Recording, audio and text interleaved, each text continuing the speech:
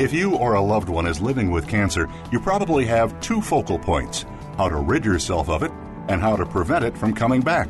You'll get some terrific information today on Cancer Concepts and Complements with Dr. James Belanger. We'll explore natural medicines which may enhance conventional therapies, share cutting-edge research, and offer insight on how diet and natural medicines can play an important role in treating and preventing cancer. The information presented herein is in no way intended as a substitute for medical counseling. Now, here is Dr. James Belanger.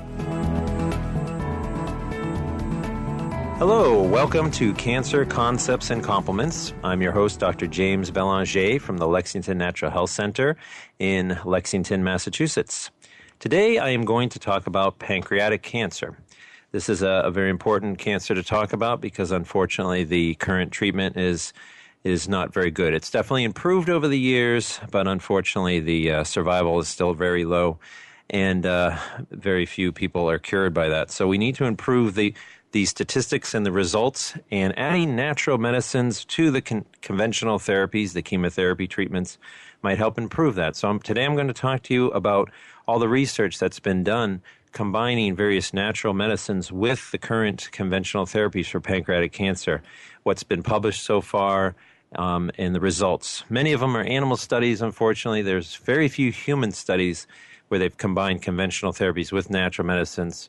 But those few human studies have been very encouraging, and the animal studies are certainly very encouraging.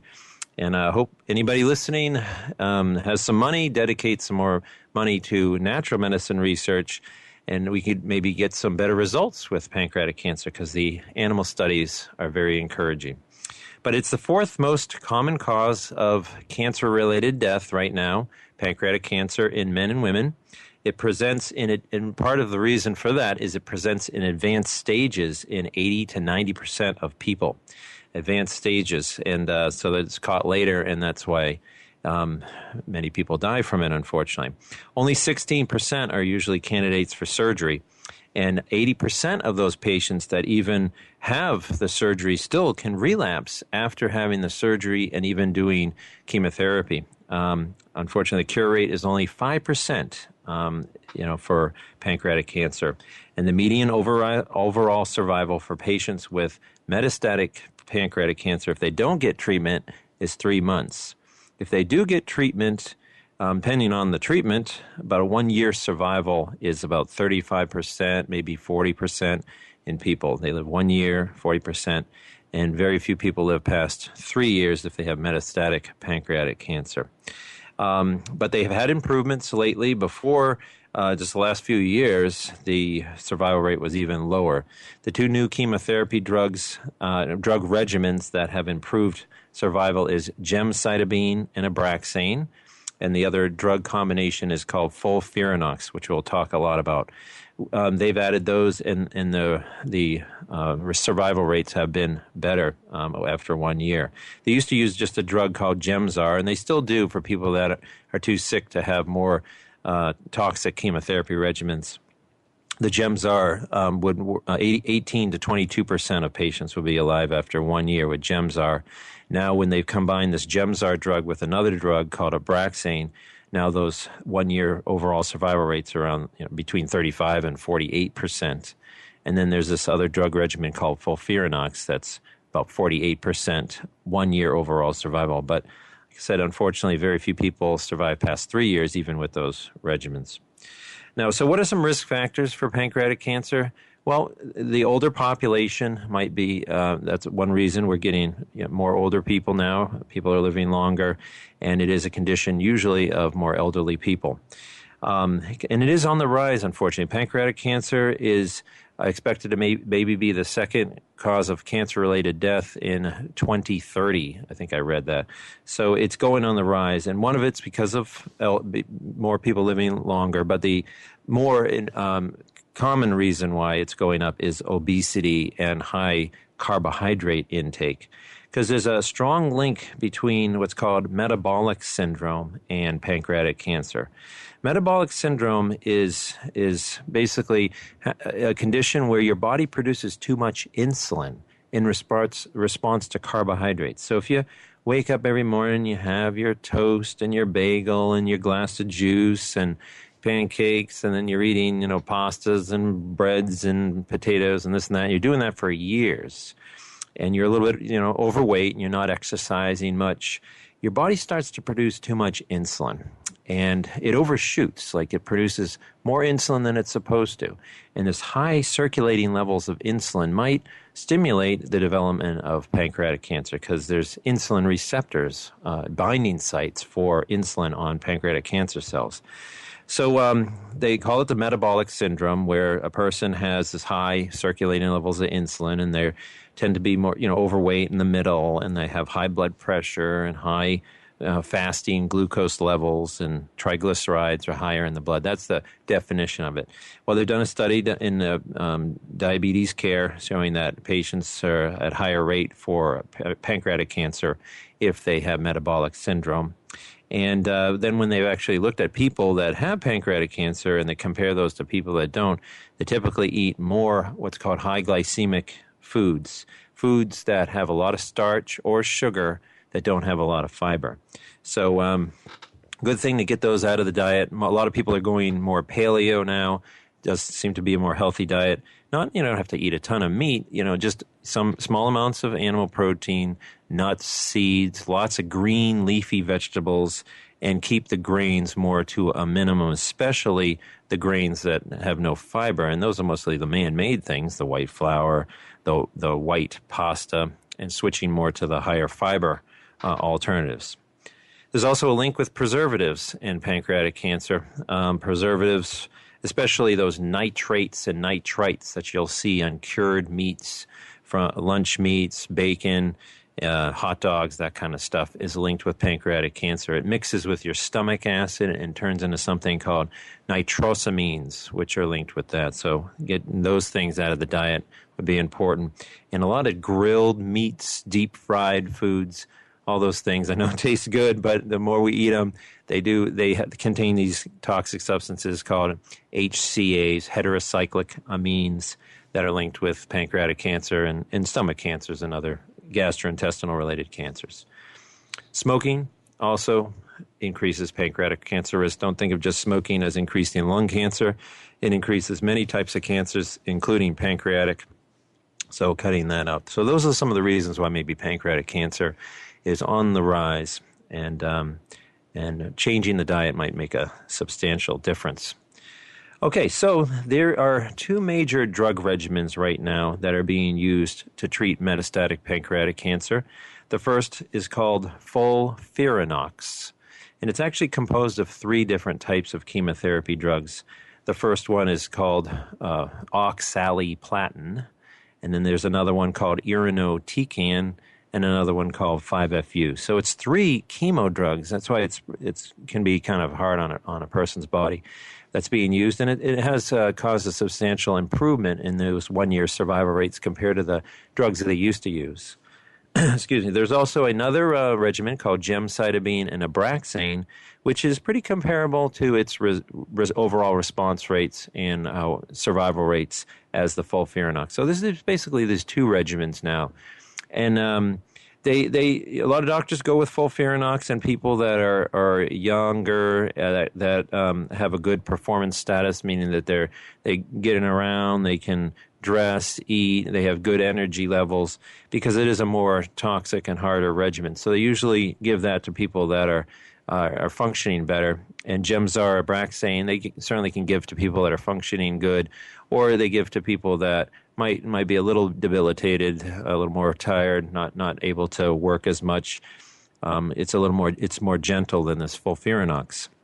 Then people that are doing really poorly, really can't leave the house, they're getting too fatigued, they might not be able to handle either one of those regimens, and they pick just a single drug instead of a combination of drugs. They use a drug called Gemzar alone a lot of times, or something called Xeloda, which is an oral chemotherapy. But that's pretty much how they're picking the drugs. Say, okay, what's your performance status? Are you feeling pretty good? Are you able to do much? Well, I think you can handle FOLFIRINOX. Even though Gemzar Abraxane is pretty comparable in its overall response rate. There are some people that, go on FOLFIRINOX and it doesn't help, or it helps for a little while and then the cancer progresses. And there's other patients that go on it and it helps greatly. Cancer shrinks down immensely and the response can last a long time, like over a year or something. Then there's people on the same side and the opposite where they go on gemcitabine with Abraxane and they have a great response, works good for over a year or so or more, and other people that go on it and it doesn't work at all. And so is there a way to determine which regimen to start a person on? Because it's best to start a person on the most effective therapy than to start one that's not going to work so good, find out that cancer is getting worse, and then switching when lost time that way. Well, there is a test, and there's research being done right now at Sloan Kettering on this, doing some laboratory tests to predict who's going to respond and who's not going to the regimen. So you use that information instead of picking necessarily just on performance status. And there's already been some data presented at the American Society of Clinical Oncology last year by Dr. Yu, looking at what's called gene expression profiling, where they take cancer cells actually out of the blood, because you can find cancer cells in the blood. I talked about that last week. If you didn't catch that show, I interviewed Dr. Ioannis Papasateriou from a lab in Greece called RGCC, and we were talking about a test that they have in Greece where they take your cancer cells out of your blood and they test it. Well, doctors at Sloan Kettering have done something similar to that, where they have taken the cancer cells out of the blood and then they check different genes, things in the cancer cells to predict who's going to respond to what chemo. So there is some testing that's available. RGCC in Greece has the test. It's available. Can be ordered anytime, where you send about 20 milliliters of blood and it goes off to Greece, gets there in a couple days, and there's like a anticoagulant to prevent it from clotting, and it's packed in some ice. And when they get it, they take the blood and they use this procedure called the OncoQuick procedure, where they take that blood and they spin it in like a centrifuge, and the cancer cells are bigger than red blood cells and most white cells, and they're certainly bigger than platelets, and they float on the top because there's a membrane in between that has little holes that allow the red cells to pass, the many of the white cells, the platelets to pass, but not the cancer cells because they're bigger. So they float on top, and then they use certain antibodies to determine what are white blood cells and what are cancer cells. And it's a published procedure on finding cancer cells in the blood. It's called the OncoQuick. You can look that up. But that's what this lab in Greece, RGCC, does. And then they take those cancer cells, which are often what's called stem cells, cancer cells that can give rise to other cancers or other tumors elsewhere in the body. And they start to grow those cells. And once they grow them, they have enough cells to work with, and they start adding different chemotherapy drugs. So they'll add gemcitabine, Gemzar it's called. They'll add oxaliplatin. They will add Taxol or Abraxane drug, irinotecan, all the drugs that are used for pancreatic cancer. And after the end of 5 days, they measure how many cells were destroyed by that chemotherapy drug, how much cell death. And then they use that as one factor that they look at. And then, of course, you pick the drug that shows that it killed the cancer the best. and you don't use a drug that didn't kill the cancer very good. So that's one part of the test at RGCC. But they do another set of tests, too, to confirm that what they are seeing in this cell death assay is true. So they also measure things that the chemotherapy targets. So, for example, this Abraxane drug, which is one drug that they use for pancreatic cancer, it goes after something called tubulin. Tubulin is something found in cells, in cancer cells, that helps pull apart the DNA, like a set of tubes that takes and yanks apart the DNA to give a copy of the DNA to another cell to replicate. So that's the target of taxane drugs like Abraxane, is to affect tubulin. Well, they measure tubulin expression in these circulating cancer cells. And there's research done that was published in the Journal of Surgical Research 2001, showing that if the pancreatic cancer cells have elevated levels of tubulin, that they're going to be more resistant to drugs like Abraxane.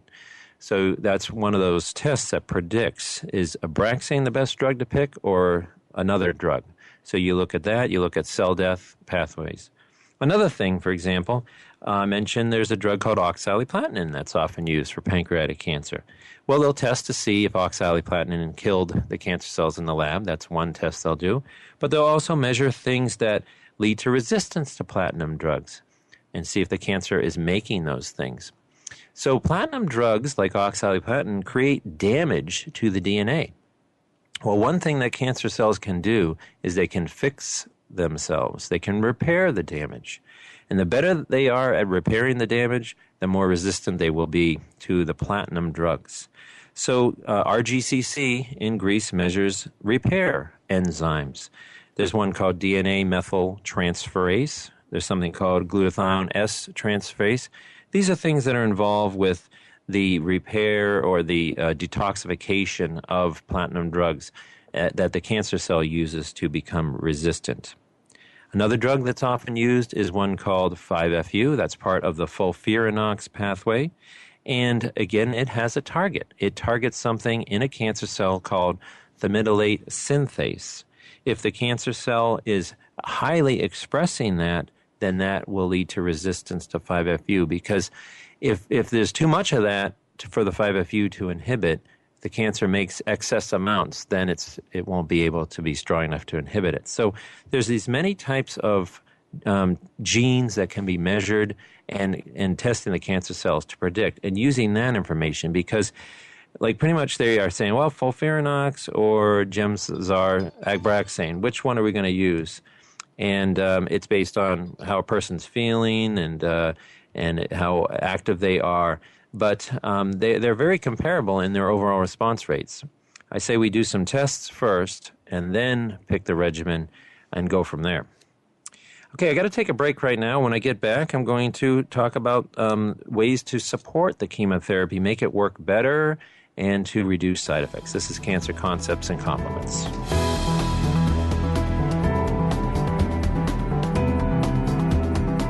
This is Cancer Concepts and Compliments with Dr. James Belanger. The information presented herein is in no way intended as a substitute for medical counseling. If you would like to find out more about the Lexington Natural Health Center, please visit lexingtonnaturalhealth.com. That's lexingtonnaturalhealth.com. Now, back to this week's program.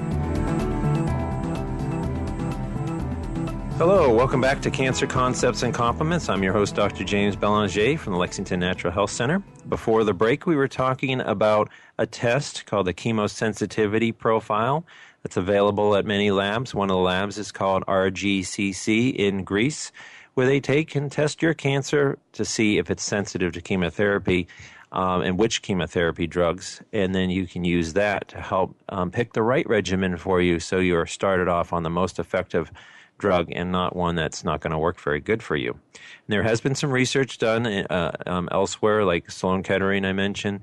Doctors often don't talk about these tests, but that's because they need certainly more research, and they're not FDA approved right now. But like I said, when it comes down to picking a drug regimen, they're like, okay, well, let's try this one because it works a lot of times, or we could try this one. There's choices. There's two main drug regimens, and it can't hurt to get a test whether there's a ton of research on it or not. I have found it to be very useful and very predictive, and starting off with that information, because they are very comparable if you look at the research on those two drug regimens. Another thing, too, that this RGCC does that can be really helpful is many chemotherapy drugs are what's called Prodrugs. For example, I mentioned this drug irinotecan. It is found in the FOLFIRINOX regimen, and it has to be activated into something called CES. And CES SN38 is the active form of it, and it's activated by this enzyme called CES. And if some people aren't activating that well, then that irinotecan drug won't work very well. So they'll measure that in the RGCC test. Same thing with 5-FU. 5-FU has to be activated in order to be active in the system. And there's an enzyme called DPD that is necessary for that. Patients that don't have that to activate the 5-FU, if the cancer is not doing that, then the 5-FU won't work as well. So it's another thing that can be measured to predict, do we pick irinotecan, 5-FU regimen, or do we pick a gemcitabine Abraxane regimen. Getting more information sometimes better than having none. Okay, so now let's talk about the individual chemotherapy drugs. Gemcitabine could be a major drug used to treat metastatic pancreatic cancer. Like I said, it's usually combined with another drug called Abraxane. But even that, the 1-year survival, is often 40-something%, so it doesn't help everybody. And then after 3 years, it doesn't work anymore, and patients often pass away.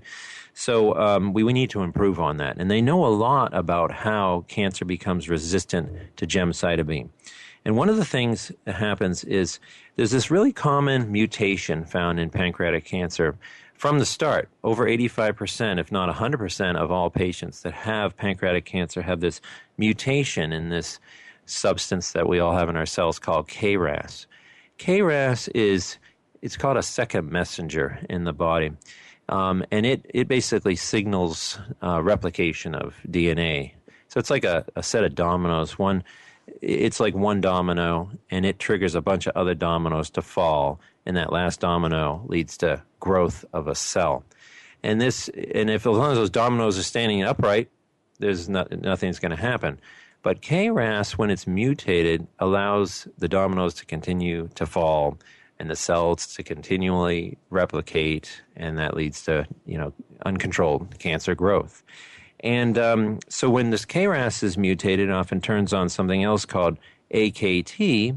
It's another domino down the line, and that becomes activated. And high levels of activated AKT can activate something else, another domino down the line called NF-kappa-B. And when that NF-kappa-B gets activated, it can lead to resistance to many things, including gemcitabine and the Abraxane drug.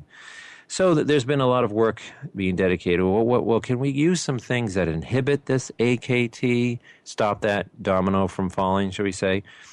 Things that would inhibit that NF-kappa-B, stop that thing. And if we do that, then the cells can't replicate as much to try to overcome the chemotherapy. Well, so there's been many natural things. One is something found in soybean. There's a chemical found in soybean called Genestein. And it's found in all kinds of soy products, from miso soup to tempeh to soy milk. And they've studied that at MD Anderson, actually. And one of the studies was published in Cancer Research in 2005. And it's an animal study where they took groups of animals and they give them pancreatic cancer and they let the cancer grow for a while.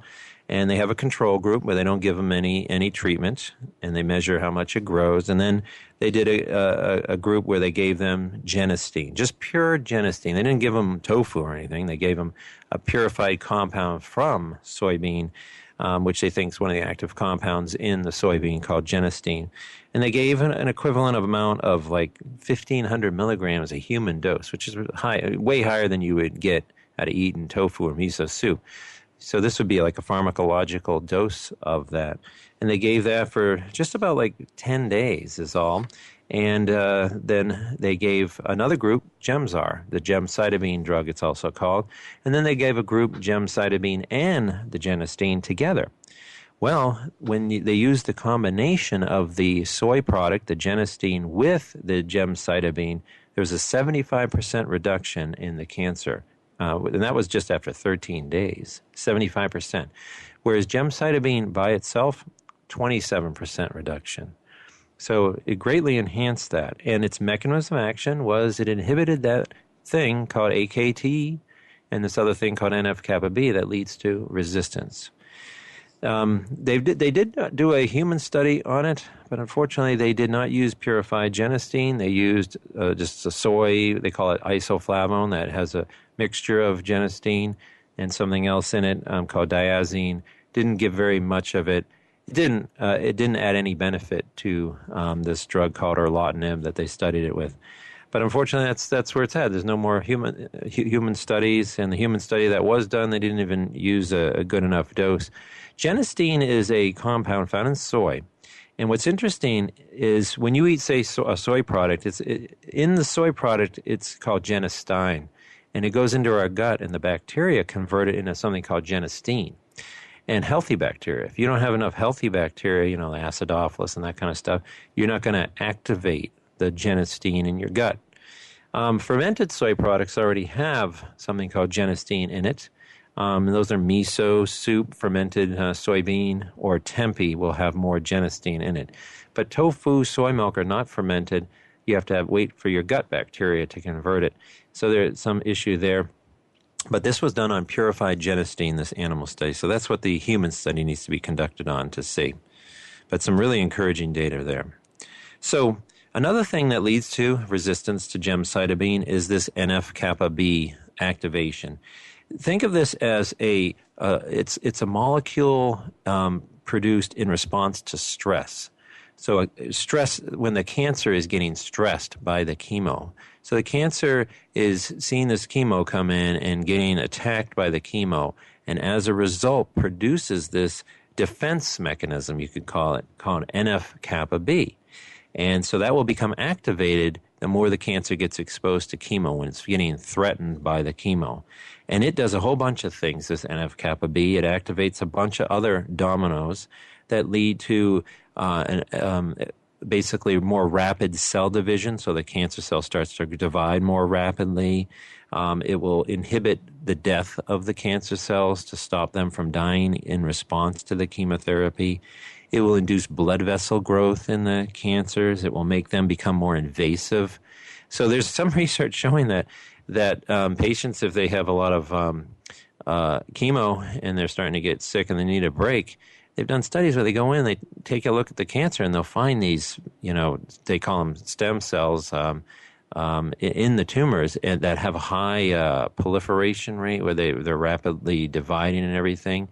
And so sometimes taking a break helps stop that, because the cancer cells aren't feeling, should we say, as threatened, and they will calm down and not produce some of these reactive compounds.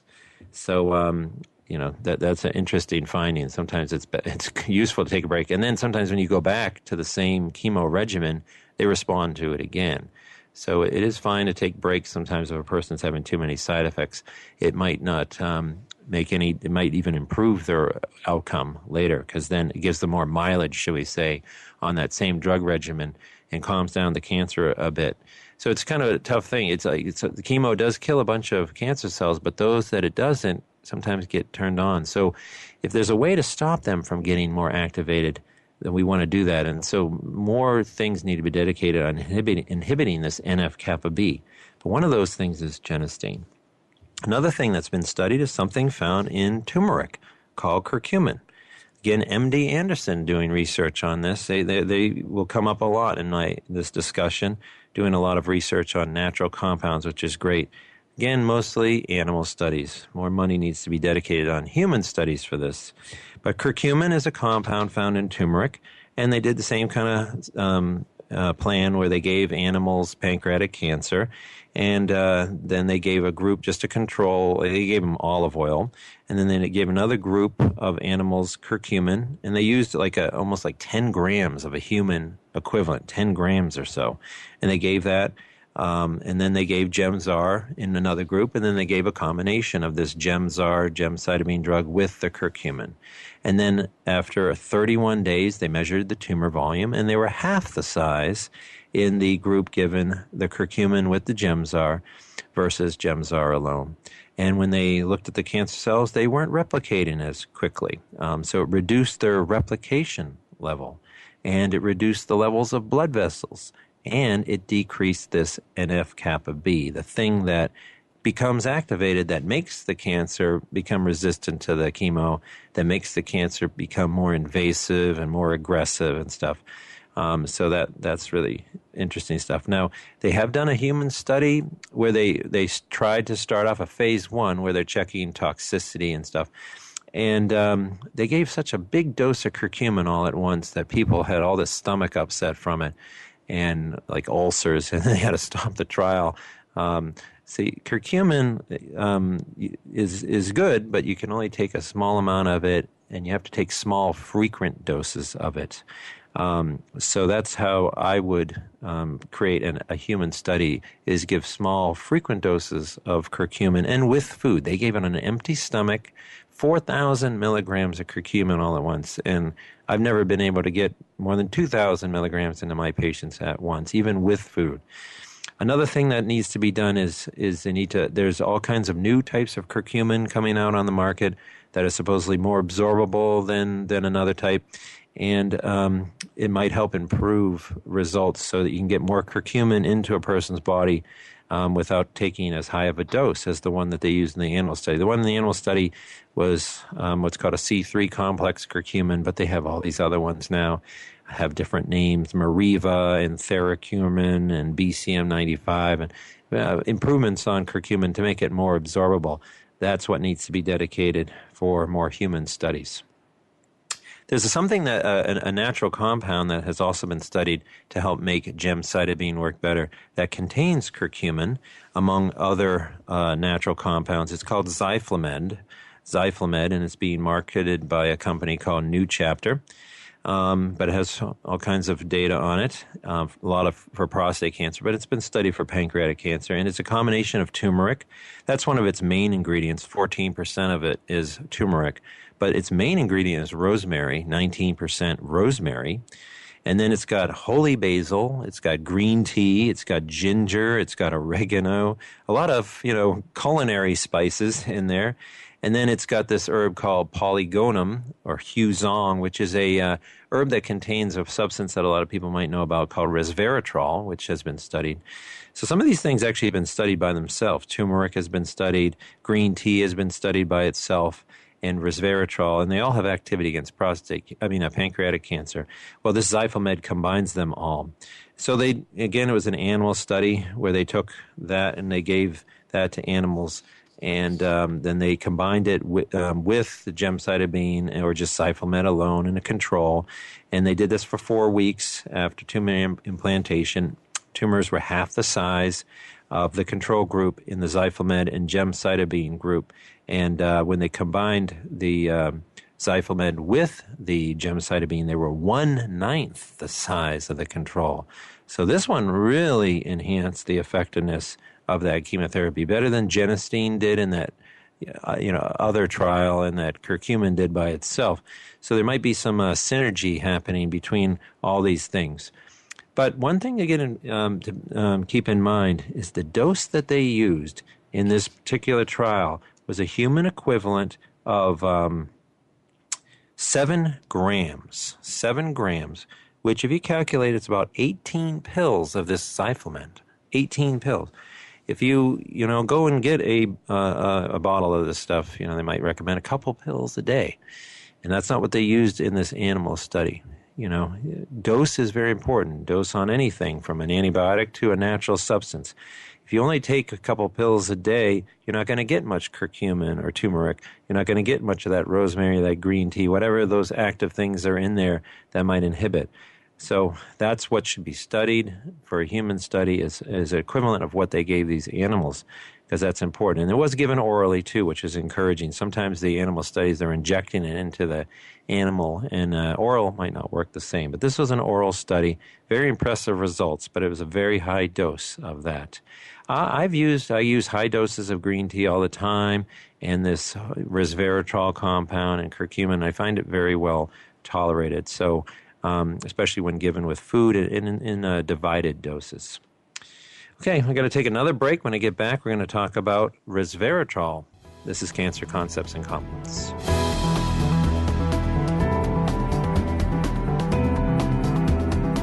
This is Cancer Concepts and Compliments with Dr. James Belanger. The information presented herein is in no way intended as a substitute for medical counseling. If you would like to find out more about the Lexington Natural Health Center, please visit lexingtonnaturalhealth.com. That's lexingtonnaturalhealth.com. Now, back to this week's program. Hi, everyone. Welcome back to Cancer Concepts and Compliments. I'm your host, Dr. James Belanger.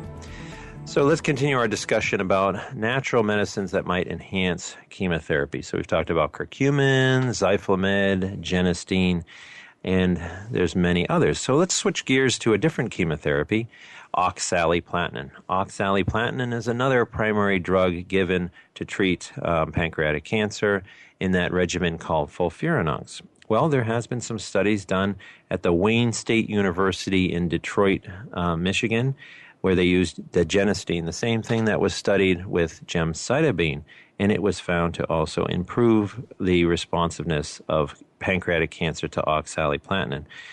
They again combined Genestein with oxaliplatin versus Genestein or oxaliplatin alone, and the cancer was half the size. And they used a pretty large dose. Like that other study, it was like 1,500 milligrams, human equivalent of Genestein. This one was like over 1,100 milligrams or so, given orally. So Genestein does have an effect, but it does take a pretty high dose. But oxaliplatin is rarely given alone with pancreatic cancer. It's often combined with this irinotecan drug and this other drug called FiveFU. Well, Genestein has been studied with irinotecan, and it actually decreases some of the side effects of irinotecan while still making it work better. Irinotecan, one of its side effects is it causes diarrhea.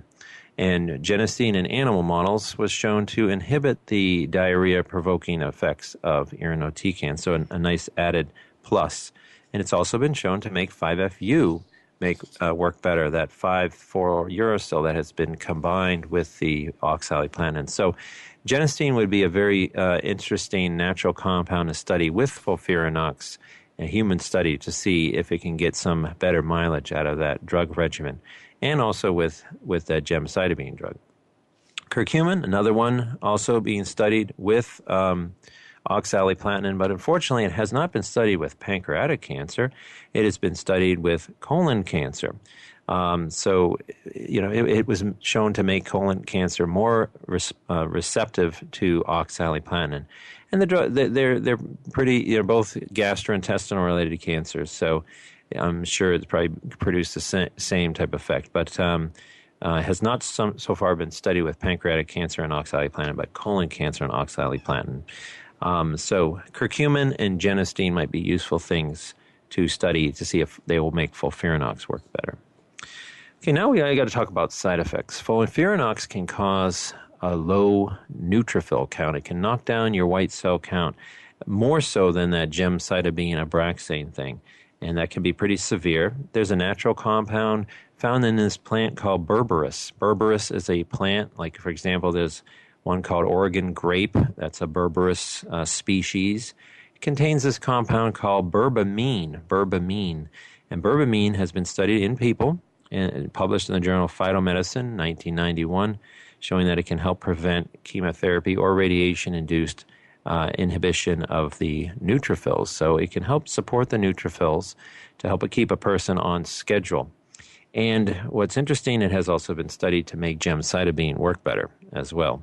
So it's been studied for pancreatic cancer in animal studies and test tube studies, but in human people to help with the neutrophils.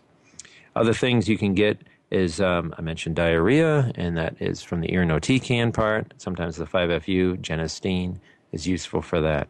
But the biggest thing that often takes a person off of the FOLFIRINOX regimen is the neuropathy, numbness, tingling, pain in the fingers and toes. It damages the nerves, and even stopping it for a while or reducing the dose, the neuropathy continues. And if the drug regimen is working and you have to stop, that's a lousy thing. There's very few drugs that really help. They have some drugs that might inhibit the pain and inhibit the sensation of it. But there's really nothing that protects the nerves and keeps them from getting affected by this. Well, there is a natural compound of some Chinese herbs called goshaginican that combines herbs like something called Rehmannia and Alisma, Dioscorea. It's been studied, human studies, Cancer Chemotherapy Pharmacology 2013, to reduce the incidences of the neuropathy. And it was not shown to interfere with oxaliplatin or 5-FU. So that's an encouraging thing to help some people. And there's human studies and it didn't interfere. That's always a concern. The other one that has been studied with at least oxaliplatin-induced neuropathy is acetyl L-carnitine. It's just a natural compound. It's found in our body, but it gets depleted with oxaliplatin, And it's needed to help the nerves repair, the nerve growth factors, they're called. So some researchers have tested it and found that it's useful to stop or reduce at least the incidence of oxaliplatin-induced neuropathy. It's called acetyl L-carnitine. They published it in Anti-Cancer Research in 2005. Gemzar and Abraxane can also cause neuropathy, but usually a dose reduction, then they can often have, it's not too bad, and it tends to get improved with breaks, whereas the oxaliplatin is worse. But the same things could apply for gemcitabine, Abraxane-induced neuropathies. There are some natural agents that on their own can induce cell death of the pancreatic cancer cells. And another interesting thing about that Greece test, the RGCC lab, is they will actually test natural compounds too, in addition to the chemotherapy drugs. So they take cancer cells out of the blood, they grow them in the lab, and then they incubate them with all kinds of natural things, from green tea to curcumin, to see which things, natural compounds, actually can directly induce cell death of the cancer cells. And they test 50 different things, and they'll often even test other things if you want to have tested, as long as they have it in stock, a stock of it. But there's been a whole host of natural things given even without chemotherapy in animals, given orally. Animals with pancreatic cancer, they measure tumor growth compared to control that have helped. We don't have a lot of time to talk about every single one of them, but one of them is green tea. Green tea has been shown to affect all kinds of pathways that are found in pancreatic cancer that leads to growth. And there's a compound found in green tea. It's called EGCG. This is a substance found in green tea that they think is the active compound, and they have purified forms of this. You can certainly drink it, but you're not going to get that much. This is a pharmacological dose of EGCG from green tea. And, they gave this to animals with pancreatic cancer compared to a control, 1/4 of the size the tumors were after 28 days. 1/4 of the size. And it inhibits all kinds of pathways, and it causes cell death, inhibits blood vessels. So really encouraging stuff. Then there's this herb called pau pereira, where they studied this at the University of Kansas Medical Center. Oncology Reports 2013 gave this to animals and versus a control, and to see what would happen. And it greatly inhibited the cancer as well, led to cell death, 70% reduction in cancer growth. And then there's an herb called graviola. Now this one's really interesting because it affects the energy of the cancer. So the cancer cell, in order to replicate, it uses a lot of ATP, which is like energy. And this graviola, which is an herb, it takes away the energy source from the cancer. So it works in a different way than chemotherapy does. It doesn't create DNA damage or interfere with DNA replication, but it's inhibits the energetics of the cancer cell, which is a different mechanism, which is interesting. It takes away like glucose, sugar from the cancer, and induces that. And it might even affect this protein that is responsible for creating like this, they call it this a stroma, a barrier around the cancer that keeps the chemotherapy out.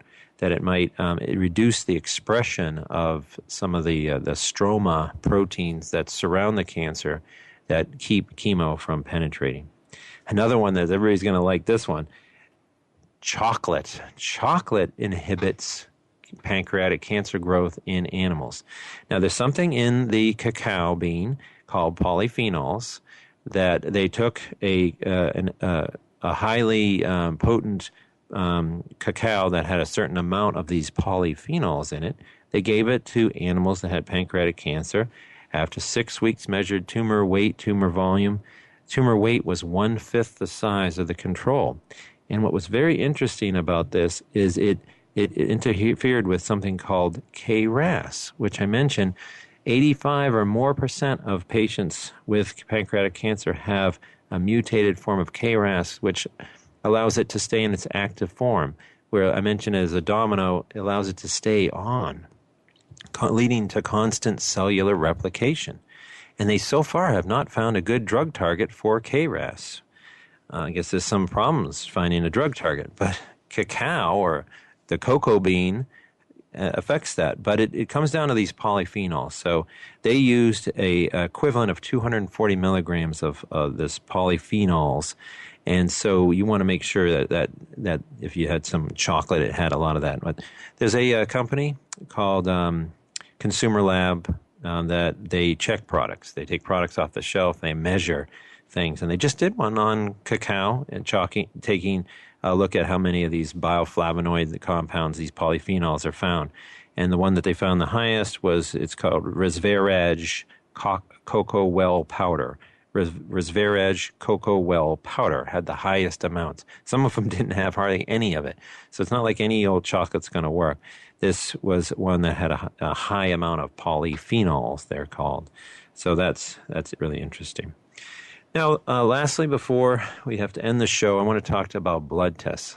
I do a lot of blood tests to help determine that I'm going the right direction with patients and not the wrong direction.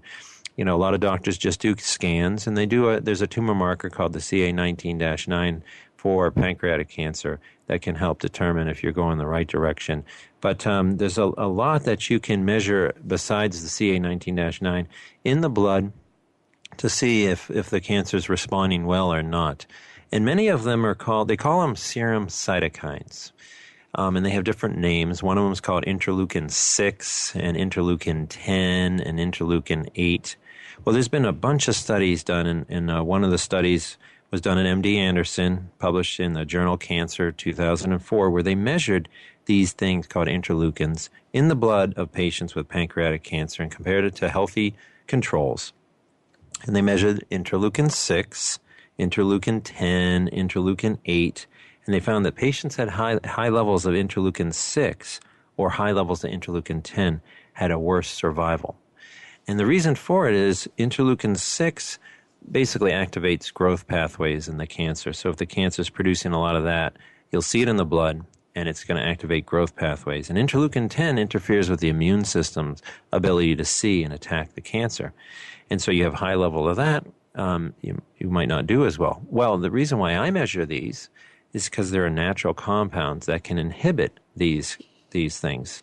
And there's a human study on a natural, it's a blend of herbs.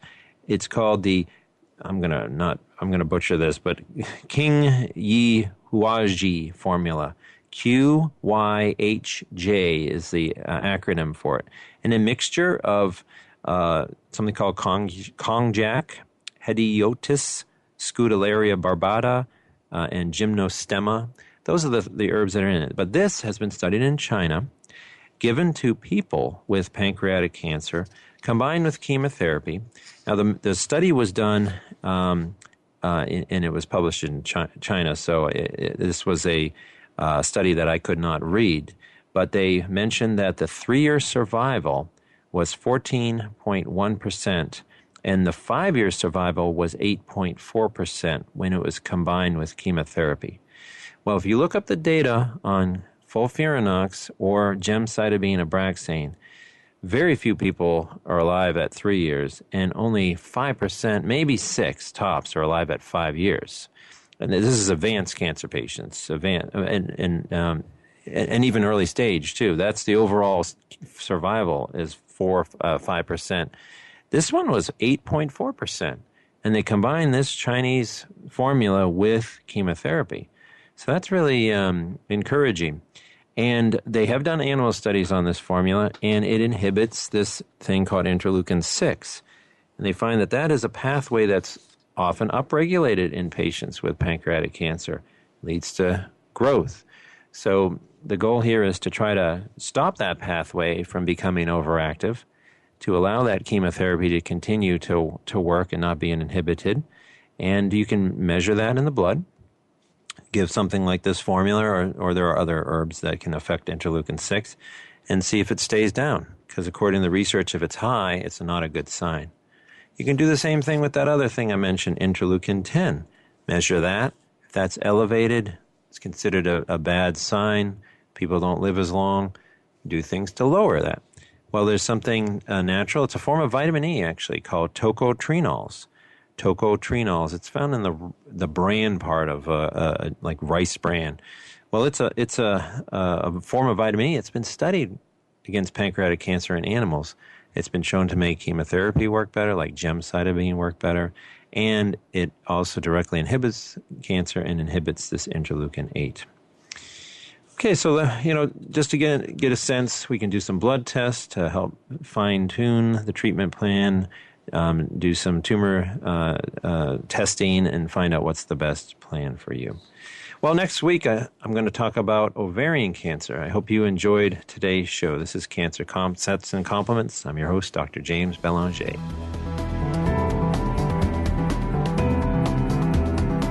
Thank you for joining us this week. Cancer Concepts and Compliments with Dr. James Belanger can be heard live every Tuesday morning at 6 a.m. Pacific Time, 9 a.m. Eastern Time on the Voice America Health and Wellness Channel. We hope to see you next week for another show.